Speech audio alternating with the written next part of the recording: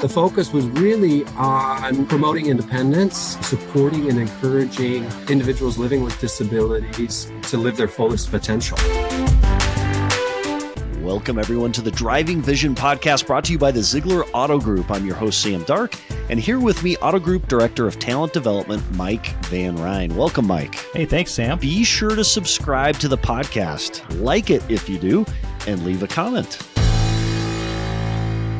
Here at the Driving Vision podcast, we feature and highlight individuals and organizations who are changing the world by seeing the world in a very different way. Our guests this week do just that. First up, as part of our Drive for Life Gala featuring select charities, we talk with CEO of MRC Industries, Dan Pontius, about how his company is using donations from the event to help entire communities become their best selves. After that, we'll join Zeigler Kzoo Marathon Race Director Carrie Drake to discuss the race's plans for 2023. Guesses about the Kalamazoo, Michigan race route, and a special announcement about race registration happening August 1st, which will also involve this podcast's first ever live stream. Join us then. But first, let's go to MRC Industries. Hey, everybody. Welcome to the special edition of the Driving Vision Future of Zag Today podcast.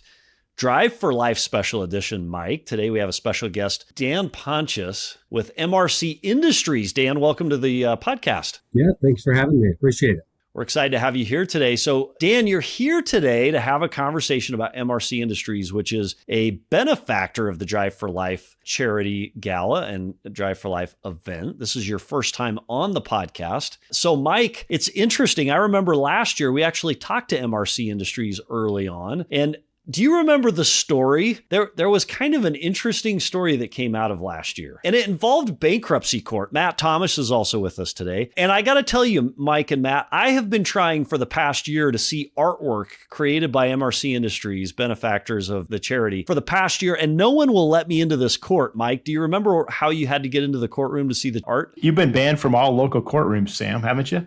This one in particular, this is bankruptcy court. You have to declare bankruptcy to go in and see this artwork. Dan, first of all, is this true? Is there MRC Industry artwork in a bankruptcy court in downtown Kalamazoo?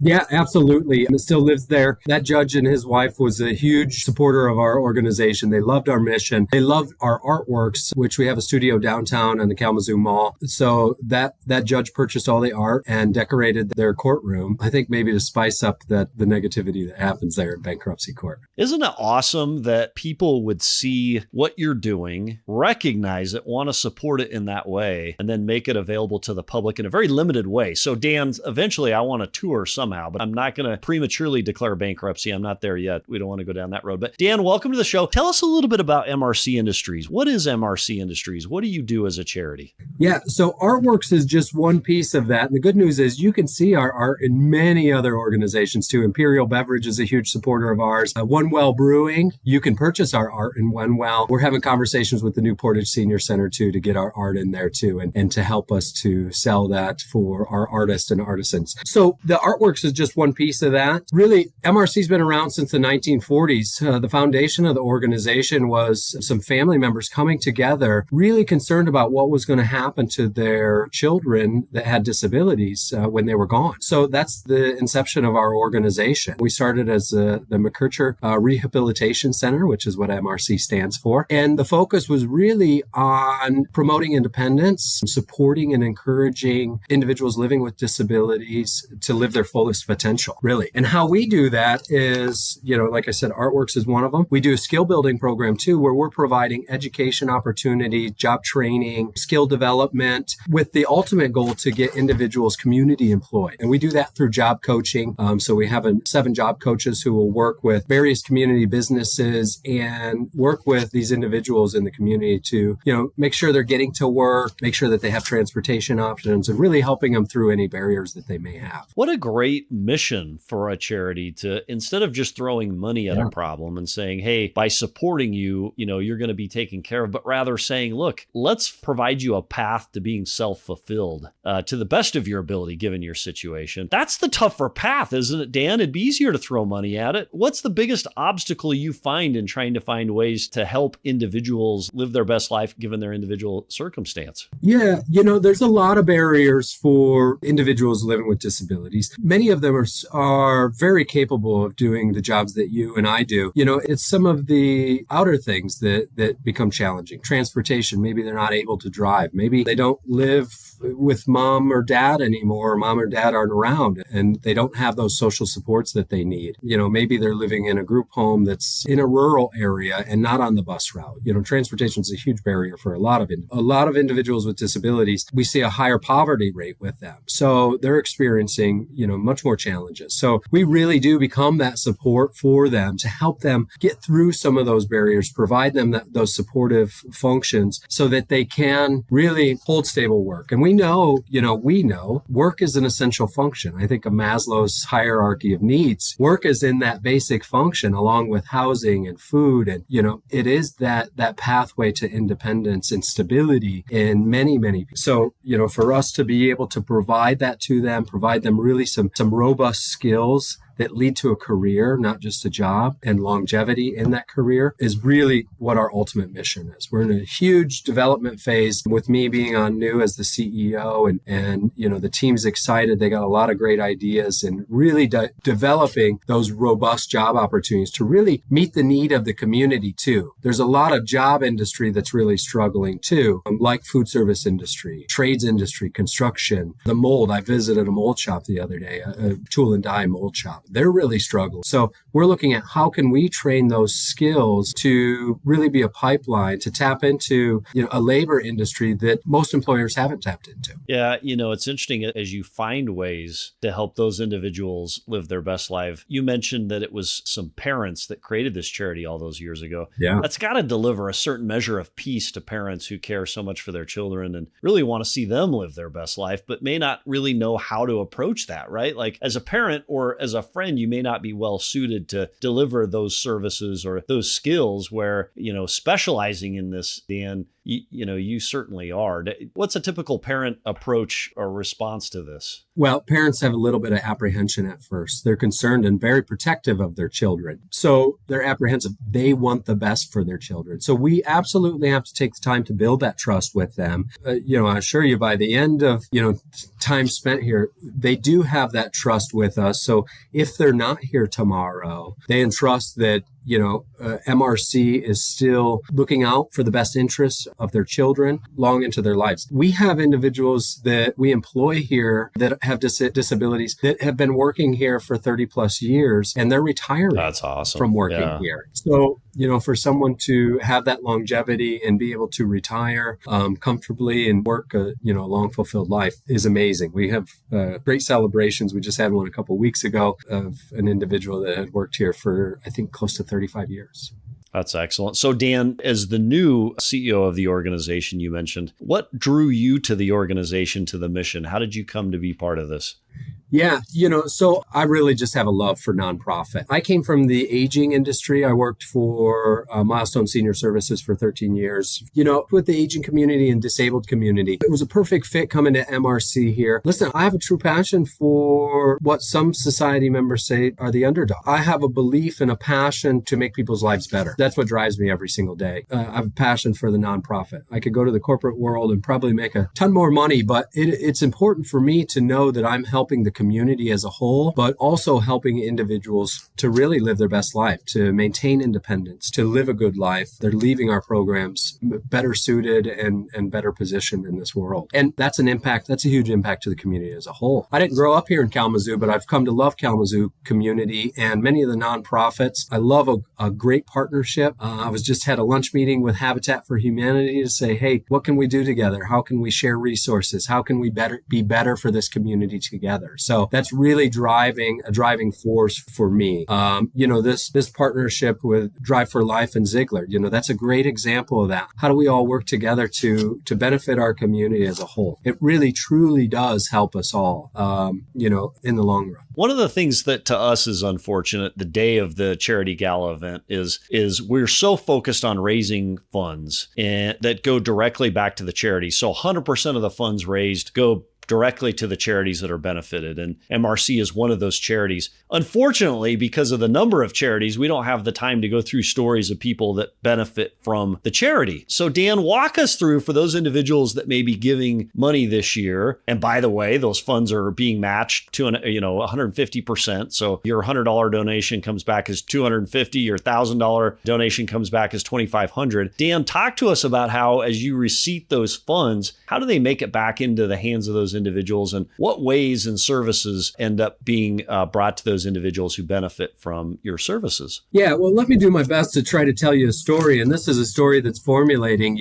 as I get to know this organization and the services that we provide, and as we're developing too. So we're in a big development phase as me new, a fresh set of eyes looking at this organization and how do we grow and develop and create more robust programs. But let me tell you, really the services that we provide, any funding that comes to us is really going to go back to those services. We're in the process of creating some really robust services and trainings that translate into competitive work. We're having conversations with KVCC Food Innovation Center and, how do we potentially create a green care growing program, and teach some of those cultivation. The marijuana industry is a booming industry. If we can employ individuals in that industry, great. KVCC just started a program recently doing that because of the need. We're having conversations with trade industries, construction industries. How can we certify individuals and train them and get them licensed, prepared for that community employment? These individuals then,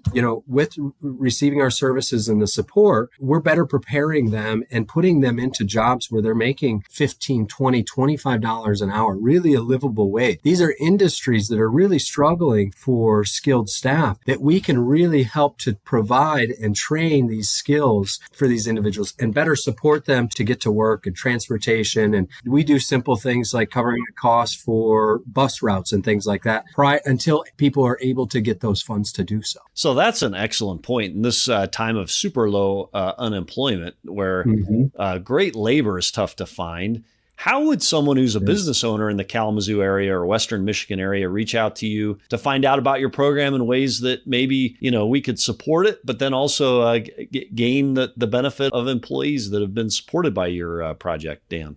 Yeah, so that's great. I would love, if someone's interested in diversifying their workforce and having a more inclusive workforce, absolutely reach out to us as an organization. Feel free to call MRC directly and ask to speak with me. We can work on that partnership and that development. Our community employment specialists, our employment training specialists are always creating relationships with industry out there. We take a person-centered approach to individuals. We're really trying to pair them in employment. They feel that their strengths are there and what they really want to do. If they need some training in that, we try to provide that training to better prepare them as well. So absolutely reach out to me directly. You can find MRC on our Facebook, our website. You can reach out to me directly on LinkedIn. I've made some wonderful connections there with local industry. And I'll tell you, industry, they're being very creative right now too. This is a great time for an organization like ours where, industry might have, they might have had a labor pool that they could, they had a greater choice from. So, in the recent times, the population of employed individuals with disabilities have went up about 5%. It's at its highest rate ever. Around 2010, it was at 21%. 21% of people with disabilities were employed. We're at almost 35% right now. That's still only half of individuals with disabilities. Individuals with disabilities, their employment rate's about 70%. So we're still halfway there, but we really, this is really a prime opportunity for us to really show that, listen, individuals with disabilities are no different than you or I. They have different abilities and much that they can share to, within the employment realm. So, Dan, before we go into our lightning round, which Mike is in charge of, he'll walk you through a series of rapid fire questions here. Have you been to the Drive for Life Gala yet, or will this be your first year? No, but this will be my first year. I'm really looking forward to it. I watched your videos on your website, which are wonderful. I'm super excited about that. Love that Ben Wallace was there last year. Can't wait to see who the special guest is this year. I'm super hyped about being a part of it, and being there. So it looks like it's a really exciting, high energy event. So. We're prepared to announce actually our speaker this year and the special guest this year. Mike, do you want to share that information with Dan? We'll get his reaction live, real time. Well, released in public, just hot off the press, we have MSU football coach Mel Tucker joining us this year. So pretty excited about that event. It'll be exciting. It is. That is amazing. Yeah, I saw you guys have had MSU's Tom Izzo in the past too, right? Yep. Yeah, that's amazing. That's great. Yep. Well, I'm glad that I got to hear that first, or that's one of the first. That's right. That's right. So we're excited to have you there. It's an exciting night. And again, one of the things that's neat is to hear stories of people that benefit from the charity. So before we go into the rapid fire round, tell us a little bit about Jim of Vliestra and the benefit that he's received through the program and kind of how it's changed his life, what MRC does. Mm-hmm. Well, I'll tell you, Jim Vliestra, he's a great guy, high energy. I love to talk to him. I'm out on the production floor, many days throughout the week and saying high-fiving and saying hello to them. Jim is kind of all around skilled guy. He can do just about any job that we offer here. He is super excited. I'll tell you, he's saving up right now for a great vacation. He's been telling me about it and hitting various milestones as he's getting paid. Awesome. I kind of hear about it every payday. I'm looking forward to Friday. I'll probably hear about it from him. He's saving up for a big vacation that's coming at the end of the summer. So that's really exciting. It provides Jim. I'll tell you, Jim's a great example. Jim's parents are much older. Jim himself, I think, is in his early 50s, but his parents are much older. The programming and the experience that Jim has received here will aid him in being, more independent once his social supports are gone, because that will happen as Jim ages himself and as his family members age. Jim has a very robust social support right now with, his sister, his mom, his sister, his dad, his brother-in-law, very great social support. But, Jim will be, he'll need that independence and the skills that he's learned here at our Kircher program, for the remaining part of his life. That's excellent. Well, Mike, let's go into the lightning round. And then after that, I want to ask just a couple of questions about the facility downtown where people might be able to see some of the work of MRC. Yeah. But Mike, take us into the lightning round. Well, Dan, we know you're newer in your role, and we want to welcome you to the team. And we also want to get to know you a little better. So just share with us what's off the top of your head when I ask you each question. Here we go. Dan, what's your favorite hobby or activity you like to do when you're not working? I'm a huge motorcycle guy. I actually, which you guys love it in motorsports, you see a motorcycle up here. I've been riding since I was 7 years old. I have a 3-year-old, so I sold 2 motorcycles that I had 2 summers ago. This is the longest I've ever went without a motorcycle. But I got that itch. I think I'm going to visit you guys soon. I've had Harleys, I've had sport bikes, I've had cruisers, I've had just about everything. My last 2 bikes, I had an on-road, off-road enduro and a sport bike. So I don't know what I'll get next, but that's You're talking to the right guys here. Yeah, I know. We can help you out, Dan. Hey, what's something you're most proud of, either personally or professionally? I'll tell you, I'm most proud of my daughter. I have a 3-year-old daughter. I came from a rough kind of background. My daughter will live a much better life than I did. I'm proud of the life that I think that my wife and I have made for her and started to begin already. So it's going to be amazing in the years to come to see all the great things she does. She's a strong, independent 3-year-old now. So I can only imagine when she gets 13. So. Oh, good for you. That's fantastic. What's something that you did that you never thought you'd do? Yeah, I guess I'm not that exciting. There's not much that, okay, I'll tell you this. One of the things that I did, so in my late 20s, I did an amateur bodybuilding show. I played rugby for many years for both my rotator cuffs playing rugby, so I couldn't play the game anymore. I started working out really lightweight to recover from those injuries. And I ended up a lean, mean, 3% body fat, ripped 28-year-old and did an amateur bodybuilding show. Coming in 8th, I was a little bit smaller, but it was a great experience. Well, that's pretty sweet. Congratulations on that. We're all about health and fitness at Team Zeigler, too. So last question, Mike, we're all about health and fitness, but doing a bodybuilding show, can you imagine being up in front of all those people? And Dan, I don't even want to ask what you wear, but you don't wear much, right? Like that's terrifying as a human being. Yeah. Well, the good news is you can't see most people with the lights. You can hear them, kind of hooting and hollering and whatever, but you can't see any faces, nothing. So that's helpful. So as I exited out, if I was to ever do that, I would ask them to double turn down the lights. In fact, I'd kill the electricity to the entire facility. Mike. Last question for you, Dan. If you could have one superpower, what would that be? Oh, I think definitely reading people's minds. To get into the minds of people, I think would be very, very interesting. I'm a people watcher. I'm a kind of think about a lot of what I do and say. So I'm kind of an intuitive person. So yeah, getting in people's mind for sure. We've never had that one. That's a great one. I like that, Dan. Thank you. Over to you, Sam. Thank you, Mike. So Dan, it's interesting. You mentioned your background and growing up and your desire to provide the best for your 3-year-old daughter. Is that part of what's motivated you to give your all to MRC Industries and creating a similar opportunity for a lot of these kids and even adults that haven't had every opportunity growing up, Dan?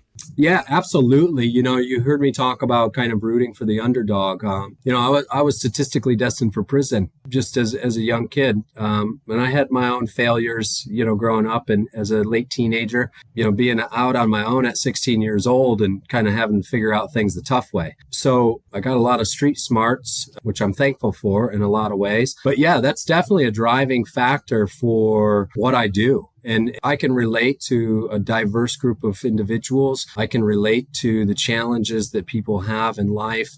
Some things that they're just inherited, that they don't have much of a choice. And we want to help them in any way that we can. So absolutely. So in your case, if it's not too personal of a question, what brought you in from the cold? What made the difference in your life growing up? This is great. I had this great conversation with Jeff Patton, who's the CEO of ISK. We were just talking about this yesterday, and he shared some personal stories with me too, which I was appreciative of. But really, I don't know. Sometimes I reflect and I think, was I lucky? Or, was I smart enough to know kind of who to gravitate to? I don't know. I haven't it all figured out. I hope that I'll figure it out by the end. But there were some really key people that were just small blips in my life. There for a short time, but I gained a lot from my interaction with them. They were mentors, really, in so many ways that shifted my trajectory really in very drastic ways. And I don't know if it was because I was smart enough to listen to them and, because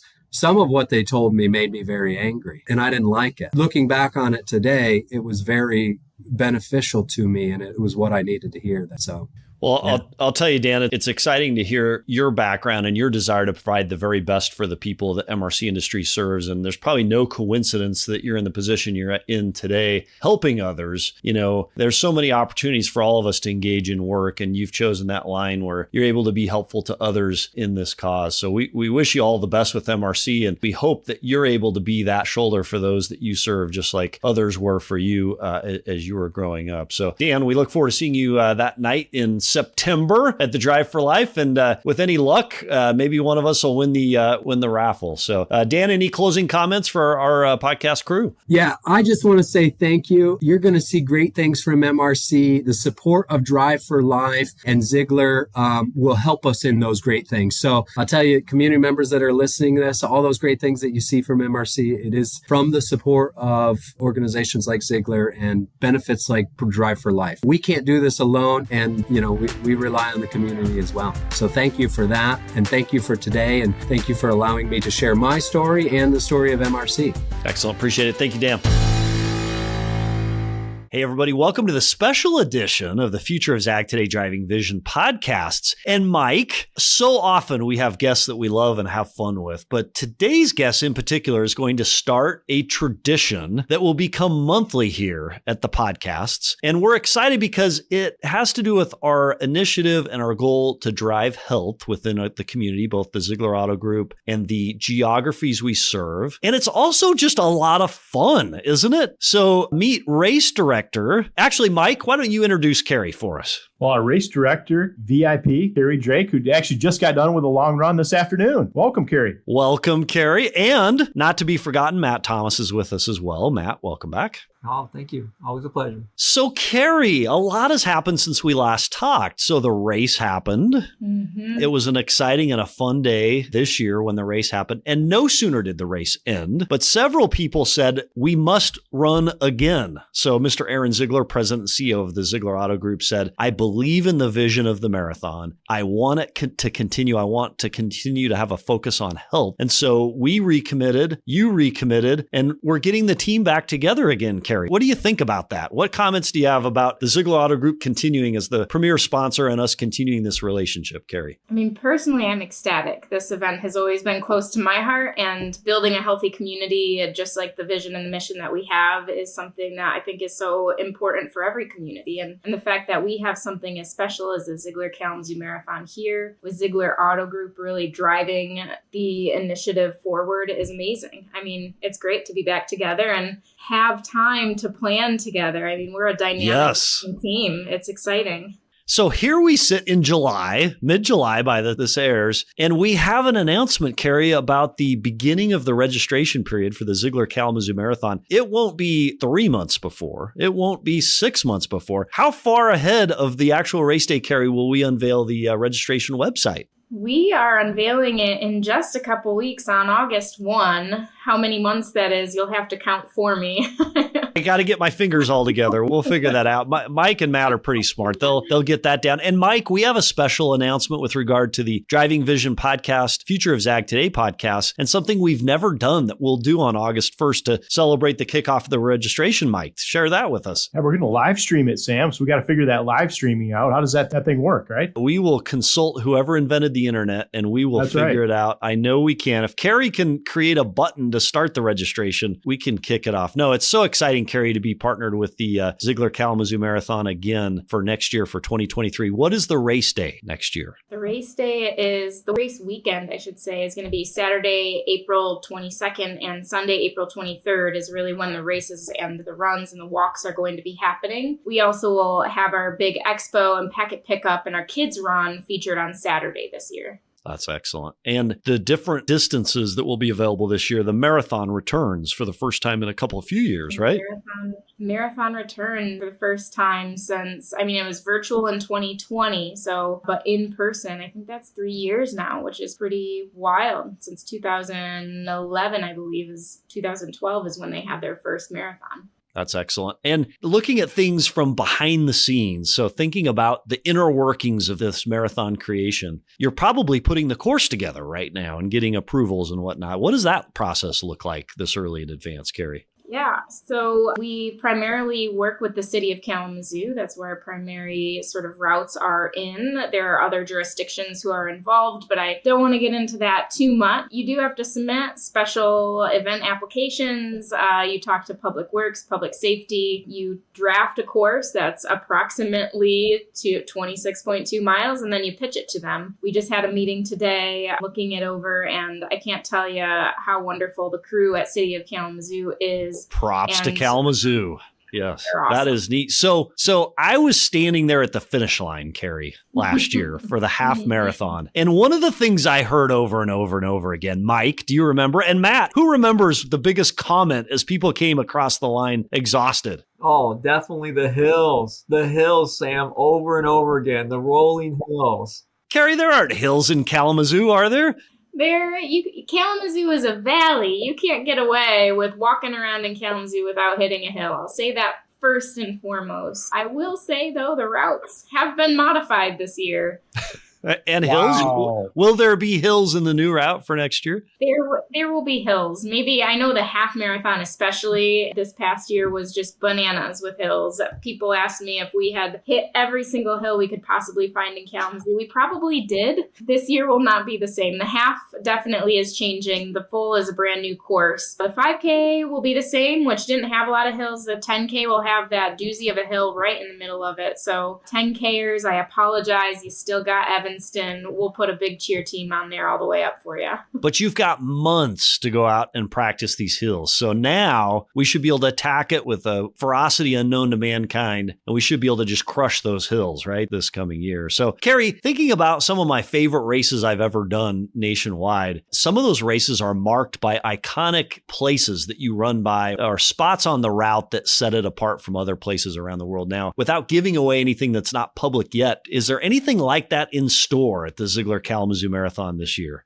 Absolutely there is. Kalamazoo's just an amazing place. We're continuing to start downtown. We go through historic neighborhoods. We pass by some of our key sponsors on these routes. So it'll be pretty awesome. Again, without giving too much away, I can confirm that yes, we pass some pretty awesome iconic spots. Don't want to quite tell you what yet.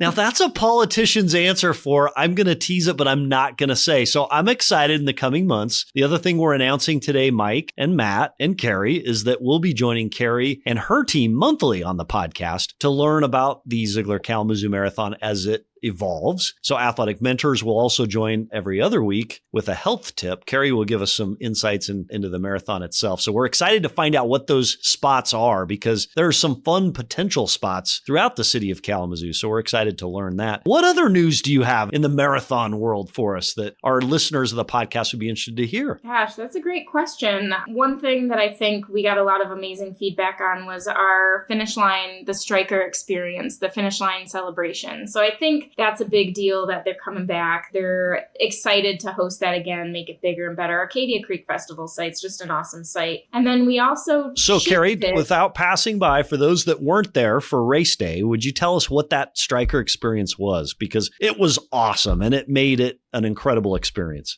Yep. So the striker experience was open to the community. It was a celebration of health for everyone, not only the finishers that were coming across the finish line to go and relax and enjoy some beer, some games, some music. It was just a festival. There was food. It was a little bit of everything. There was a kids station. People were getting their face painted. There were balloons and bubbles. It was just a big, fun celebration to bring the finishers in, but then to just celebrate health. Like, we want this event to be for everyone, not just for those who are running. Carrie, what is it about community and everyone just being together and enjoying being together that creates that level of health, mental, social, physical health? So this is the Zeigler Kzoo Marathon, and it's marked by the different distances you can run, but you don't have to run to get the health benefits from this. You can come join the striker experience. What is it about being together that's just so doggone great? It was awesome downtown. Yeah, I mean, I think we could talk about that from a biological and evolutionary standpoint. Go for it. You've got the background to do it. Give it to us, Carrie.